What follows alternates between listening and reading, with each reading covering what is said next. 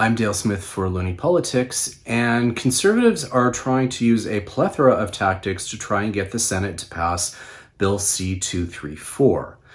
This is a bill that would ostensibly remove the carbon price from certain on-farm fuels, but there's a few problems with the way in which they're trying to go about doing this.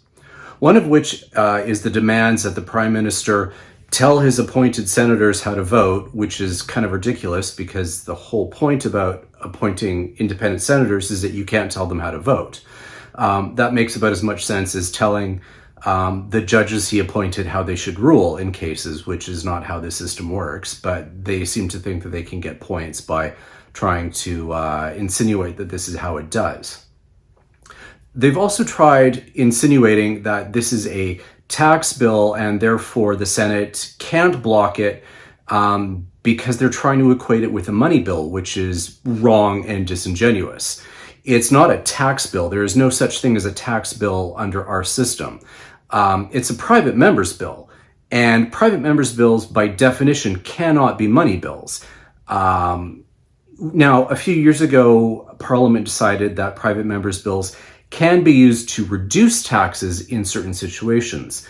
And therefore that led to the creation of all kinds of tax credits because MPs decided that they wanted to use their private members' business to create these tax credits for incentivizing all kinds of things that they deemed to be virtuous. And those aren't considered money bills because money bills are when taxes are imposed upon the public and not when they're removed. Now, there's a few problems with this, of course, in that these create tax expenditures which don't get properly tracked. And as a result, we don't really know how effective any of them are in incentivizing the kinds of things that MPs are hoping that they would be. And that's a real problem. We've had the Auditor General say this on numerous occasions.